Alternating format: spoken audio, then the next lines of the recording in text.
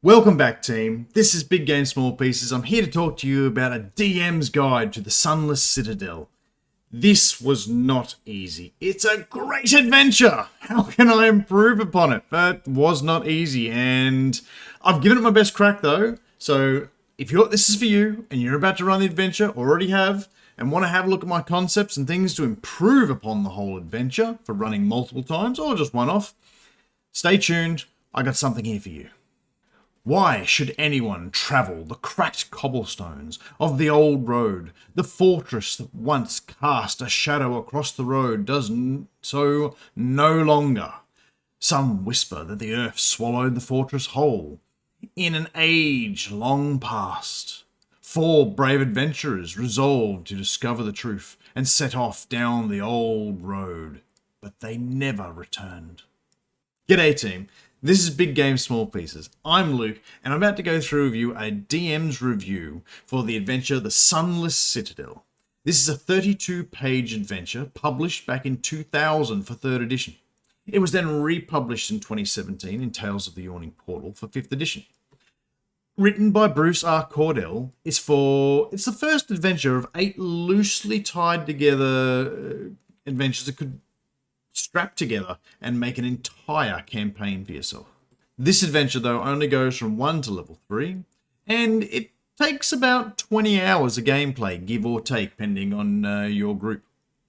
Now, this was the first adventure for Dungeons & Dragons in the 3rd edition, and so it went back to a dungeon crawl and really set the tone for the rest of the adventures. You get dungeons and you get dragons, and they made sure you got that. This and the next adventure that followed it. Now, it is the first 3rd level adventure, and it's also in those things a tutorial. Every 1st level adventure, particularly if run for less experienced players, is there to set the tone. Set the tone for how 3rd Ed was played, and set the tone for how you plan on running your adventures going forward. So some of the things you need to have in a 1st level or low level campaign is a mixture of encounters. You also get to choose sides in a tribal rivalry. You also get an intriguing hook with the apples that was stronger in some of my players than I thought it might have been. You get to explore, you get to learn about lore, and this is a pretty good reason to go why the adventure was reproduced again. But as I said, we need to look at what you need in 1st level adventures that make them 1st level adventures to make sure you're covering off on everything you need to set your players up so they know what to do for going forward in levels. So some of it is basically to familiar the DM and players on how the game works, how fighting works, how skills work, how spellcasting works. And so by the end of this, your characters and the DM should have a good idea as to how that's going to work, and at least have the basics going forward. A low-level adventure like this also needs to go into the setup and lore of the world. So it's important that you start coming up with a plan to how goblins and kobolds are going to be seen. And I'll cover off that soon. It's to show the potential of continuing the game and why new people coming to it should fall in love with this system and enjoy playing Dungeons & Dragons. It's an intro into how to roleplay. And it's also setting characters up and players up on how they can expect when adventures are being run and how they sort of go. So, while running this adventure, you need to, first of all, identify, are you running it for more experienced players or less experienced players? Because you may need to make sure you go through a few more things for less experienced players as you gradually bring them into the game. Teaching them about cover and concealment. Teaching them about holding actions. That sort of stuff you've got to kind of guide new players through. Whereas experienced players, you should be able to rip, tear, bust through a lot of that stuff. And it should mainly be new, just stuff they haven't done in a while. It's a refresher for them. Getting into the adventure. The characters start in a town called Oakhurst, and it was deliberately made to be generic.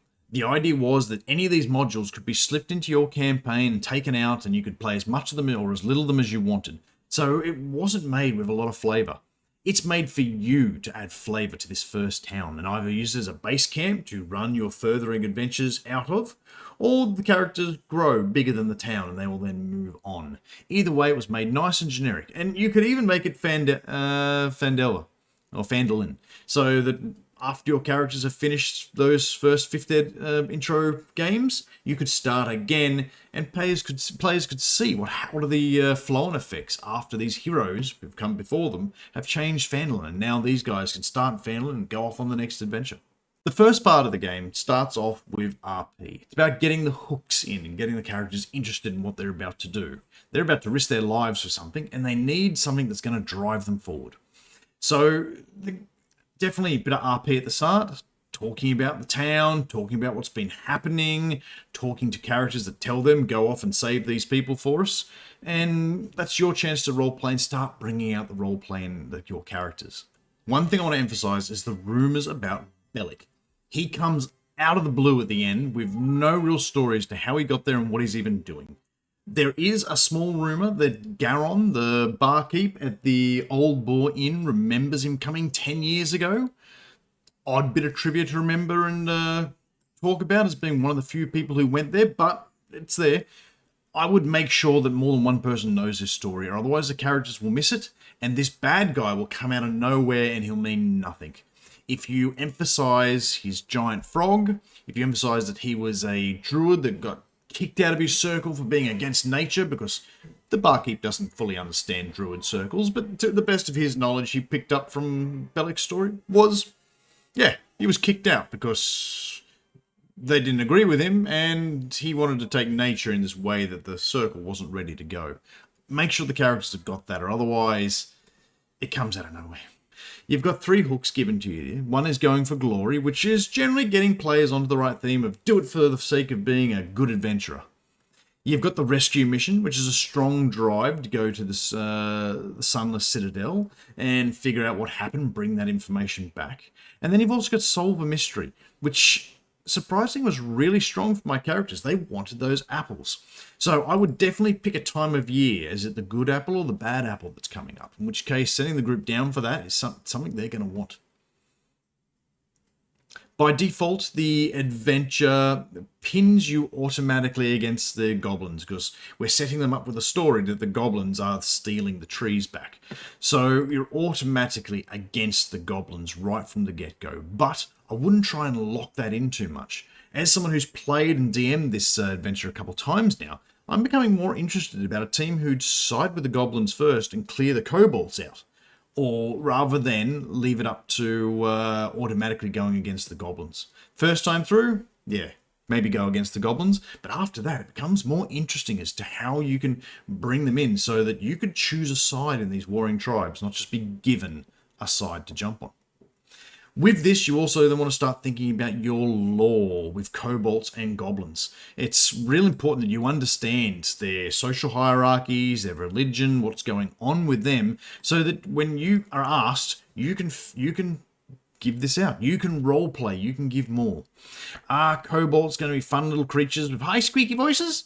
Are goblins going to be like, for some reason, keep coming from my feeds, sexy little man-hungry creatures? What and how are you going to play your goblins going forward? This is something you need to have in your mind. So for the kobolds, some of the things you need to understand is their deity, Kurtulmak, and what their response is going to be that if there is a gnome adventurer, they are not going to take to that person well.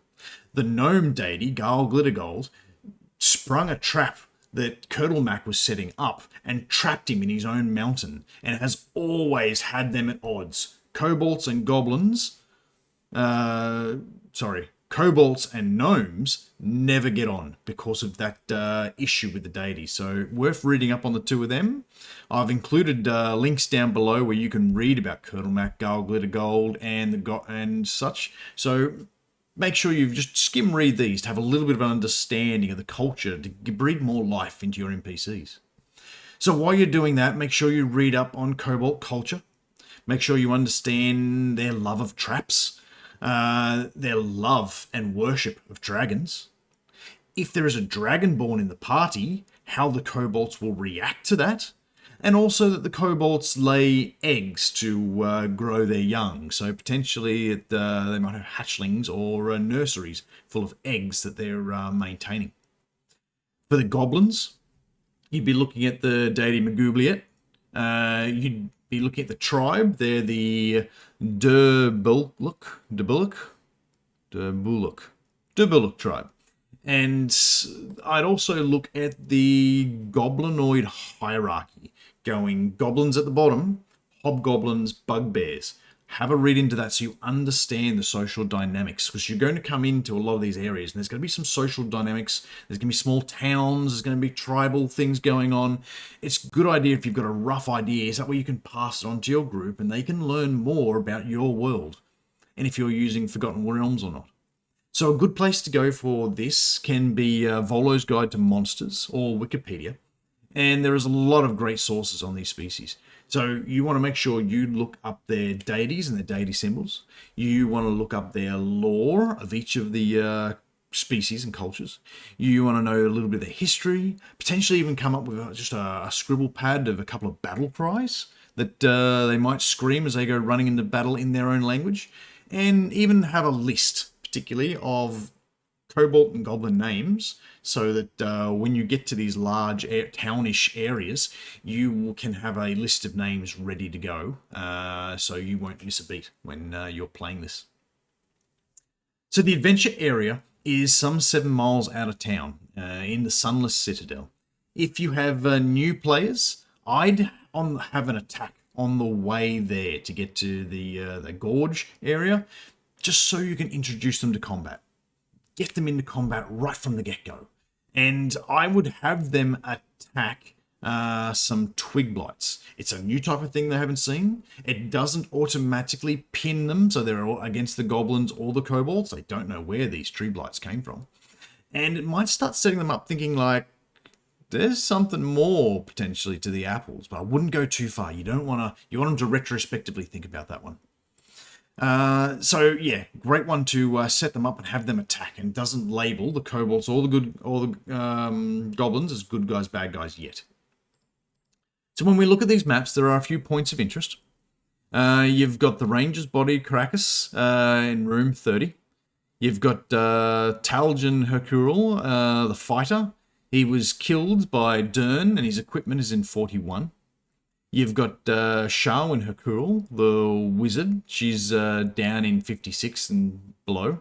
You've got Erky Timbers, the gnome cleric, in 34. And you've got Sir Bradford down there with Sharwin Hercule in 56. Now, you're going to have a couple of NPCs that play particular points in this adventure. And one of the most classic ones in this one is Meepo. Meepo is a great character that people generally hopefully enjoy if you play him well. But you've also got Erky Timbers and my own character that I've put in there, Nim, which I'll discuss later on the goblin side. I would recommend that you have a look at these characters, get a feel for them, assign them to a character you know in fiction that you can immediately link into and start developing and playing them as. And the benefit of having these NPCs join the group is if one of your characters just happens to die, they can immediately step in and start playing one of your NPCs, and that would mean they're in the game until your group can come across another group of prisoners where their new character could be chained to the wall and they free, and they then join the group. So definitely handy to have NPCs join the group and help guide them through as well. In Area 1, we get to the ledge. Now, I'm not going to cover off every room, but I will just quickly make a few comments on some. For the ones that I make no comment on, I'm fine with them. The rooms are cool. I wouldn't bother changing them too much, but I will just give a few pointers on some, and I don't want to dwell too long because there's 56 rooms and I will be here forever. So powering through as quick as I can without losing any valuable information. Area 1 is the ledge. When the characters get here, this is not meant to kill the characters. It's a long drop, so if you let someone fail and they fall, they're dead. At level 1, I would not do this. Instead, I would have them get caught up in a rope that they've tried to climb, or some vines and bushes, and then the group have to then try and save them to change and make it more complex. If the group come up with a way of a pulley system to lower it down, it works. They've been creative, and that's exactly what you want to encourage. So allow the players to get down without too many problems. But in Area 2, when you get to the switchback stairs, this is the best place to have a fight. You've got a set of stairs coming down, a platform, and then another set of stairs going down. This is where you want the rats to come out and attack from. It means that if a player's stuck because they can't get around people on the stairs, they can jump down to the next level, to the next layer of stairs, and fight from there. It's three-dimensional. They could kick the rat off the edge and send it falling down into the chasm, the gorge. It is exactly the sort of environment you should always be looking for to greatly utilize for an interesting fight. Any area that is just a flat ground fight on isn't that good. You need to look for these areas and take advantage of them when they're given to you. Then you get down to the bottom, you get down to the crumbling courtyard. Here, number 3. Here is where I would recommend you set up 2 sets of tracks. One set of tracks is goblins, and it goes along an obviously made path where a few rocks have been moved, and it goes off to the north and swings up into the gorge and goes around into the back, either into 30 or 36 if I was to put a small little break there that the goblins can bypass Mama Rat and get in and out their own way. That is where I would have the goblin path lead, and the group can follow that and begin their adventure in the goblin side. The other one would be the normal one that the adventure usually displays, and that would be going into Area 4, following the cobalt tracks. Either way, there's a nice little trapdoor there to catch players out and to repetitively keep falling in. So I'd definitely run with that. It is good. A little note here. This whole place used to be a dragon cult temple that worshipped a Shardalon, a great red worm. Shardalon has a big history and continues going on all the way through these adventures, all the way up to level 2021. So definitely worth considering not scrubbing that storyline, but also making sure that you keep it red dragon themed. I have played with some people and they tried to change the theme of some of the dragon traps to chromatic, and I love the traps and I love the puzzles they did, but I do not think a red dragon temple would tolerate putting other dragons in places of high standing as opposed to more red dragons and more Shardalon. It just doesn't sit well with me. So whenever you're thinking about generic old history that's with the temple, remember, red dragon cult. For room 6 to 12, I wouldn't touch too much. I enjoy the traps, I enjoy the puzzles. As I said, I saw someone homebrew some chromatic dragon tricks into it, which I love the puzzles, but I didn't think it fit well in a red dragon temple. So I would leave that much the same. Going up to room 13, now there are a number of these room 13s, and it's up for you then to come up with something to put in there. So not every room needs something, so not every room has a single person sitting in there just waiting. So you can have blank rooms. They're handy to have rests in, and they're good for you to bring in things that you want to bring in out of your own creative ideas that are on theme with the rest of the temple and the environment that the group are in. All right, so also we're going up to 15 now. Make sure you've got your Meepo character ready. He is going to rise to the challenge as his storyline. So he's going to start as a miserable wretch. He's lost the dragon that he's meant to be keeper of. He's fallen apart. Things are going horrible with him. Hopefully the party don't just kill him as soon as hopefully a crying thing under a blanket is enough to make them realize. But Meepo's story is that of one of taking on responsibility and standing up and developing. You need him to be respected and liked in the group. So making sure he potentially levels up or taking the Cobalt Inventor stat, trap setter, making him better is be really important. You don't want him going down every fight in the group going like, Meepo again. For 16, you've got the guards room. So you've got 3 kobolds tucked in there. Make sure they're doing something interesting. I know soldiers. They're sitting around gambling. They're putting armor on and headbutting each other. They're drinking a small mixture of things that may give them fiery burps. These kobolds will be doing something that just seems a little bit more interesting. And if you want to take that to an extreme, you could have 3 of them in there practicing a dance routine or number that they all like. And when the group get there and fight them, you can give them some bard-like qualities. So you're now fighting a group of bards, all singing and praising and inspiring each other. Just something to make it a little bit different and just to put a smile on your players' faces. 18 is the prison. Now, rooms like this shape how the group are going to feel about be it goblins or kobolds, if we're feeding our prisoners, if we're torturing our prisoners, and so forth. So this, if you want to get the group on the side of the kobolds or the goblins, you've got to make sure they're kind of treating their prisoners okay. Read your group. One thing I would consider is that if the kobolds can't sell the goblins back, they eat them. So potentially what you could be doing is actually fattening the goblins up, ready to be eaten. You know, they're being given a lot of bugs and a lot of whatever, bread and things to fatten them up, and the goblins don't realize this, they're going to be eaten. I think once that thought drops on them and they realize that they're being fattened up to be eaten, that will throw them into a panic and will make an interesting situation to roleplay and have fun with. For 20, you are now in the Cobalt colony, and it's now time to showcase the Cobalt hierarchy, the Cobalt lore, anything you want to bring in. Have holy symbols scratched on the walls, have a couple of basic texts of story, their history. Now is your turn to fucking let people know what they can expect from Cobalts for the rest of your games. Also really, really handy, have the list of Cobalt names there ready to go, because you've got a whole bunch of Cobalts in the room, and some players just going to want to go around and ask, what's this guy's name? I'm going to introduce myself to test the DM. Players do these things sometimes. If your characters can get led to 21, the Dragon Throne, they're going to meet Yzdril. Yzdril is someone you're going to have to start thinking about getting into your head as to how you're going to play her. And I put her down as she's not dumb, but every character has a flaw. She's seen her people be killed by goblins, and she now knows that they've taken the dragon away from the group. So she's probably realizing being dragon-like isn't enough to just be the best out there. You need to have a little bit more. But she also knows that the dragon, Calcrix, is young, impressionable, and needs to be set on the right path. And she believes she can wear that dragon down, even though it hates them, the kobolds. She can wear that dragon down so that they will eventually accept being followed by the kobolds.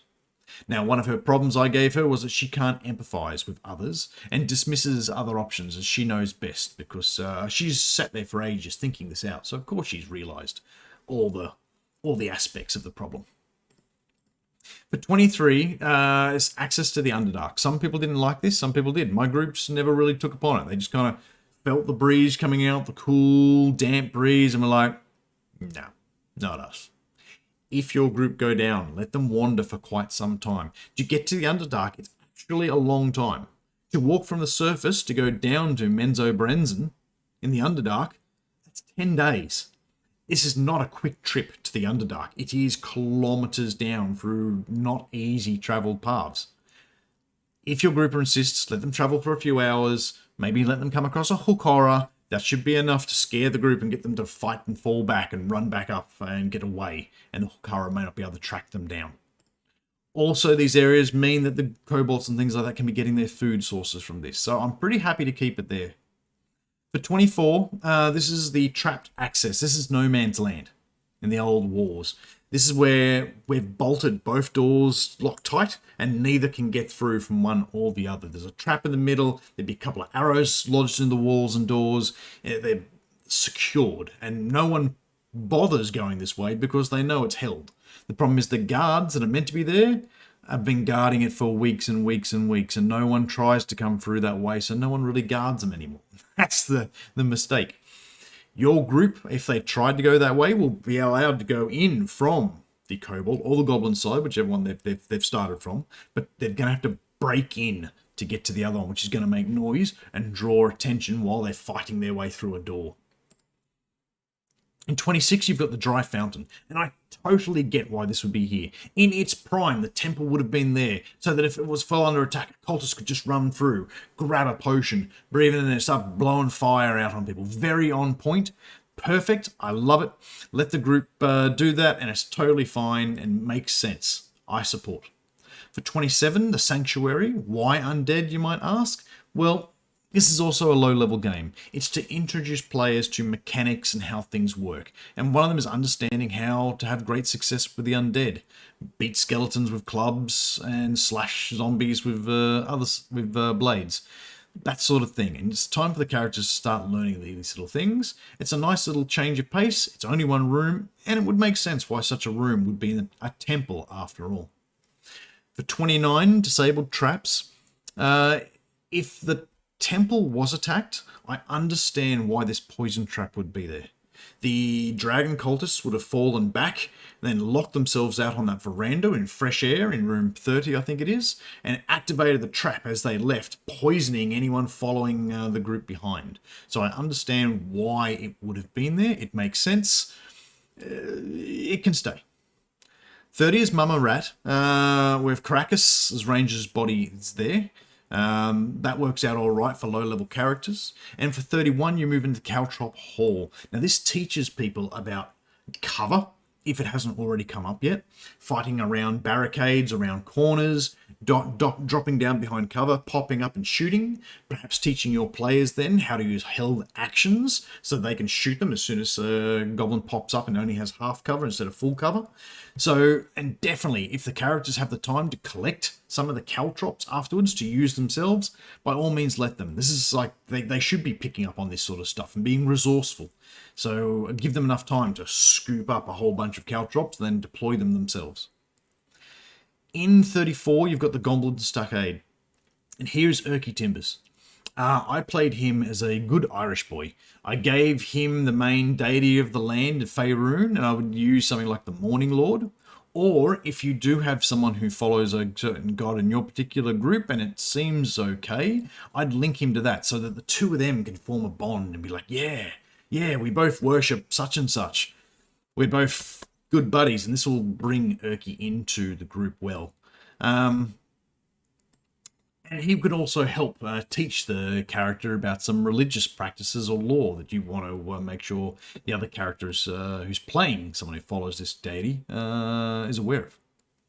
Now, continuing around, I can put this area in either 35 or 39, and I would have it needs the goblin equivalent of Meepo to try and swing the party onto the side of the goblins if the group came via the goblin path first, or if the group went via the kobold group and now get to the goblins, and this little goblin can explain the situation from the goblin point of view and allow the group to decide. Do we want to go back and remove all the kobolds and get easy access to the apples? Or do we want to hang with the kobolds and destroy all the goblins? I think this balances out and gives players that little bit more time and freedom to choose what they want to do and which side they want to sit on. Now, this goblin can be fun. Make it very much potentially maybe like Not the Brave from Critical Role. I've never watched it, but I hear it's a popular character. I would also recommend you play it, this character, let's call it Nim. Nim is a female goblin. Her goals are to settle the dragon down while she's waiting for Bolsag to return, and she's too scared to enter because she knows it could be death. The party could then, for her, enter, subdue and tie up the dragon, which would win her a side over, or they could then turn around and go back and clear out all the kobolds if they've started on the goblin side, or if they're going to double back and go through the kobolds and slaughter all them and clear them out, which would then earn them the goblins' favour. Nim, would then take them to the leader, Dern, and let them know, like, hey, these guys are on our side. We should bring them in and let them be part of us. This is the change that could swap this whole adventure over from people who've played it before to now people who are playing it from a different aspect. You can also choose how you're going to play Nim, and I would make her a fun, entertaining goblin character that I keep seeing goblin art for out there, and someone might love this. Absolutely love teaming up with female goblin on their side. Now, the group can calm down and defeat the dragon or the kobold. And as I said, Nim will take them to the goblin chief, Durnan. And this can then link them to the apples and discovering what is going on here. Now, inside this area with the dragon is where the map is for the next adventure. And the next adventure, as it's kind of written, is generally the Forge of Fury. But failing that, if that doesn't work well, this map can be on any one of the characters anywhere else. And they just haven't got around to it. Being Dern, be it Urki, being anyone along those sort of lines, very handy to get that map in for the next adventure somewhere around here. In 36, you've got the Goblin Bandits. Now, this room is the same for 16, the Kobolds. Make sure the guards are doing something interesting. Maybe they've all gone to sleep. Maybe that's interesting enough, or at least different enough from the last room 36. For 37 is the trophy room. So here's where Calcrix is. Calcrix is a white dragon. Now, white dragons are the smallest and weakest of the chromatic dragons. They lack cunning. They see bribes as an insult, being the fact that if you're bribing the dragon, it's insulting that they couldn't just kill you and take the bribe. That's an insult to them. They do have excellent memory, though, which does seem a bit strange, because they can remember every piece of treasure from everywhere it came from in their little hoard. But how they're not smart is because they are bad storytellers. They can say exactly what happened, but they can't understand the reasoning why, or offer insight as to why things happened that way. They can say they saw two people looking like this, walking that way, but they couldn't then figure out that they were covered in blood, and they just came from that other group who were killed, and they must have killed that other group, and they cannot link these things. So it makes them not very good when it comes to being big bads, but very good when being big bads to kill, not just to run an organization. So there's two ways I would consider playing this dragon. Number one, he is a serious young dragon, and he is practicing how to build an empire. He's practicing how to manage underlings, and this is his first crack. He's going to make mistakes, but so he's learning and trying to figure this out. But he is trying to learn how to run an organization. This is the first instincts of a dragon trying to build something up. The other one is you might want to play him a little more fun and silly, being that he thinks that now he has a couple of underlings, he has all the power and walks around grand like nothing can happen to him. He builds little things out of snow and crushes them and plays little dolls and toys. He's still a young dragon. So two ways, serious and he's playing the game and trying to build and play two tribes off to see which one's going to be the better one for him. Or silly, and he thinks he's achieved all he needs to achieve, and now all his goals are set, and now he should just sit back and watch the treasure roll in. Either way, fun way to play the dragon. That's my suggestion for you.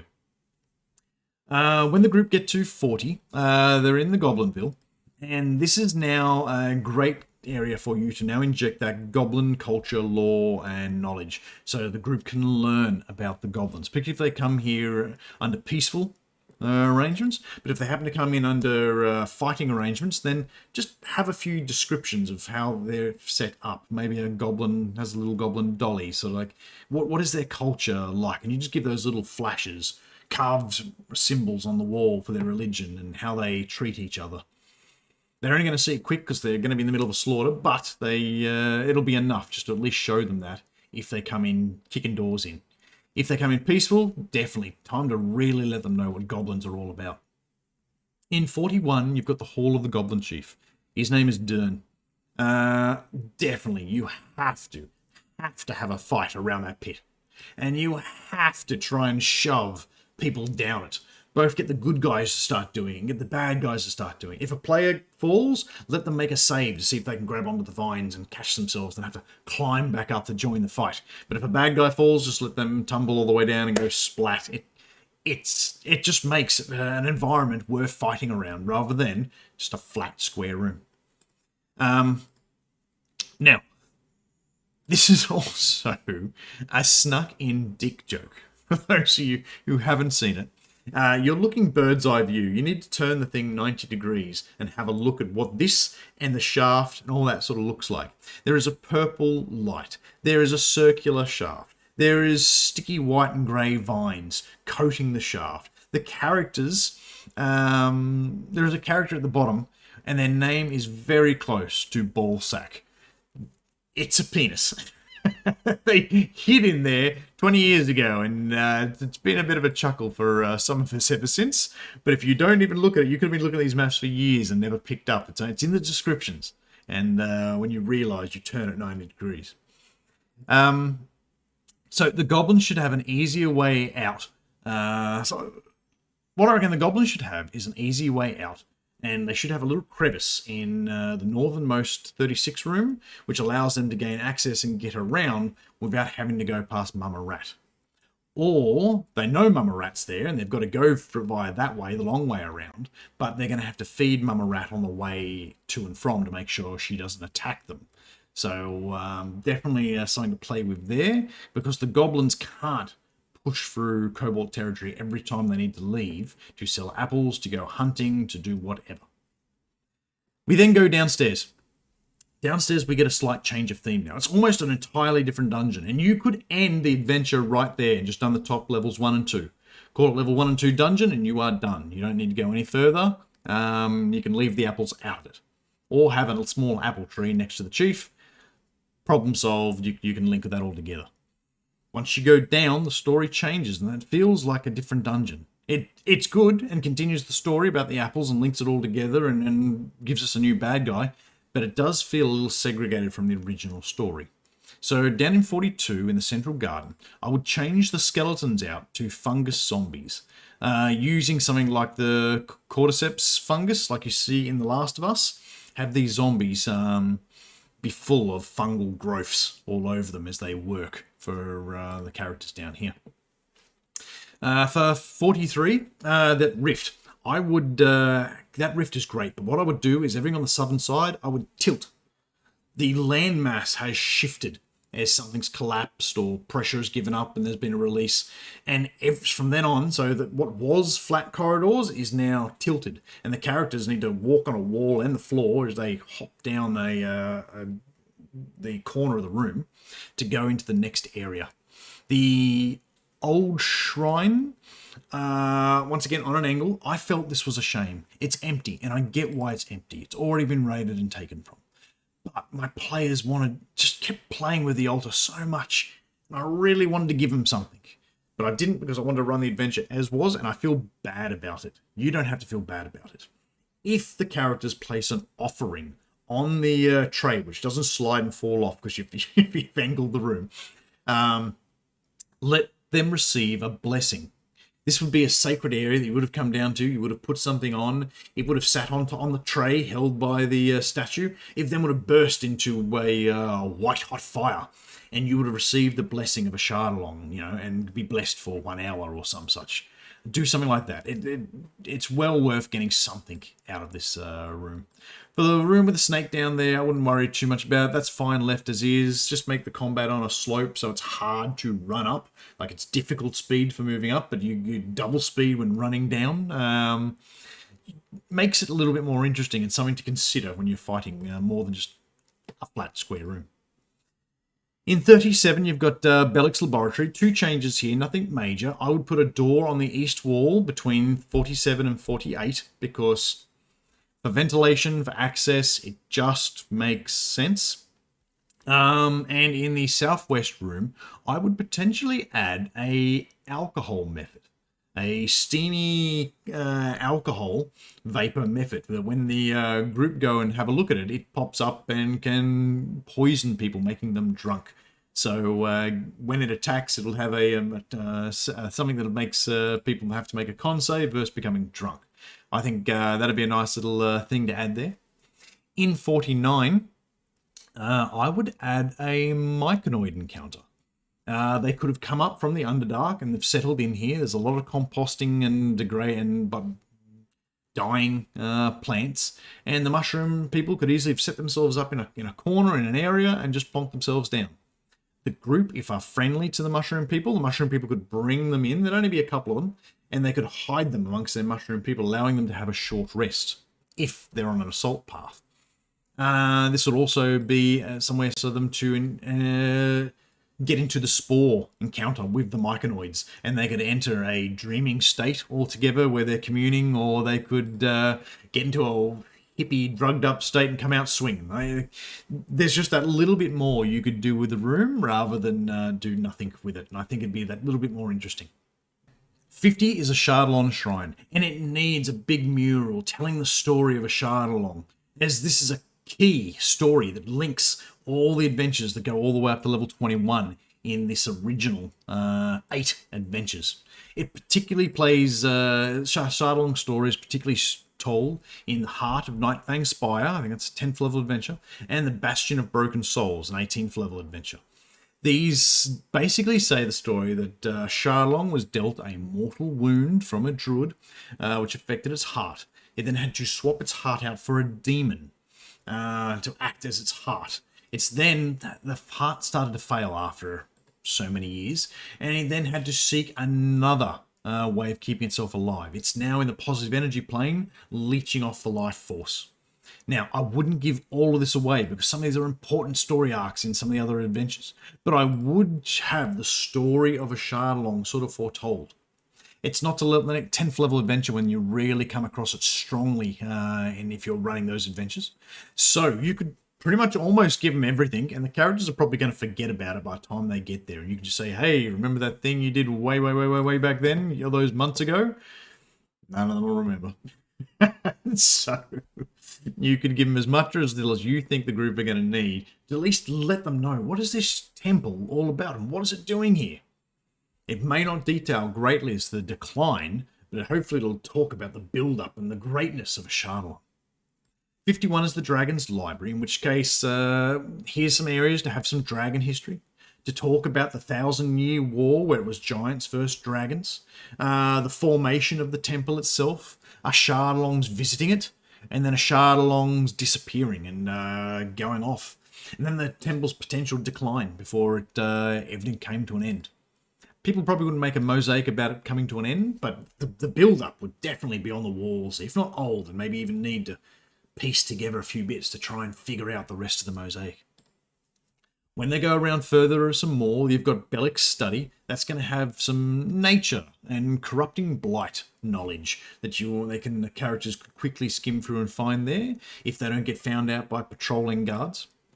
You'll then move into the Twilight Grove, where you've got hindering movement by the briars. Don't forget about that. If your characters try and push through at normal speed, I'd have them taking some little bit of damage, but if they move at half speed, they can move slow enough that they won't take damage from all the briars. Area 56 is the Gulthias tree, the final fight, and there isn't a lot that you need to change here. A couple little barriers, a dangerous environment with the briars slowing things down. It's got some nice touches going on here. The tree, I would give it some actions so it can, once around, give an attack at 15-foot range. That would also encourage the characters to burn and destroy the tree afterwards, which would hopefully release the vampire that's trapped inside. So I'll come back to that one. Sharwin, Hercule, and Sir Bradford are there. They're being changed. Now, you might want to have the group be able to restore them, and that could even be a quest afterwards, or you can be happy just to let them go when the tree and Belik die. Not a problem with that. Let Belik explain a little bit of what's going on, unless the group just want to fight and get it over and done with. That's cool. They've got some text there to let you play Belik. And I definitely make sure you have full advantage of the frog. I love the frog. I've had a character who just keeps ending up inside creatures and getting swallowed, and I constantly pick on him with creatures that can do things like that. And it's just become this thing with his characters, having this nervous tick about being swallowed. So, lots of fun. You've got casters, you've got melee, you've got things happening from all over the place. You can bring in more blights if you need to. There's lots of things to be done with this fight. Now, at the end, when the group have defeated everyone here, you can then make them destroy the tree. Hopefully they will choose to destroy the tree, and this will release the vampire, Gulthias. When the Gulthias is released, he's just going to come up, smile charmingly as a vampire might, floating there in the air or some such, and thank the crew, showing his fangs, and then he's going to get out of there. He's not going to hang around. He's not there to fight. Number one, the crew helped him get out, so he's actually thankful to them. And then he's probably somewhat weakened as well, so he's not after a fight. He's also, thirdly, got to get back and find out what happened to his cult of Ashardalon and see if where they're up to. He's got to track them down. Now, you will see Gulthias again in the 10th level adventure, Heart of Nightfang's Spire. But You can also have him pop in every now and again, taunt the characters, reward them, give them quests, do things, push them in the directions that he wants them pushed in, and it could be an interesting character to have in and out for a while, and then be a strong lieutenant for quite some time up to level 10, when finally the story of a Shardalon starts coming together, and then the players might receive little tips and more tidbits on a Shardalon between levels like 12 and 18, when they then go into the Bastion of Broken Souls and continue to go to the positive energy plant and fight a Shardalon. So there's a full story there, and it's definitely worth looking into. It will make a nice long campaign all the way from level 1 to 21. So it's a fantastic thing. Now, I think that pretty much sums it up. This is a great adventure, and there is so many reasons why it's been reproduced again for the new wave and the new generation. Enjoy it. Run it as is, and you'll have a fine game. Run it with a few of these things, put a little polish on things, be advised on how to prepare some stuff, and you'll do even better. Thank you for listening. If you've stayed around this long, I appreciate it. It's a long video, but hopefully it's good information. And if you have any information to offer, please place it down in the comments. If you think I'm off, or if you can think of a better way, by all means, list it down there below so that other people watching this can check the comments and see if there's anything else that could possibly be done to make it even better. We're all trying to build great games, and if we all work together, they'll just get better and better. Thank you very much for your time. My name's Luke from Big Game Small Pieces, and I will see you again at the gaming table.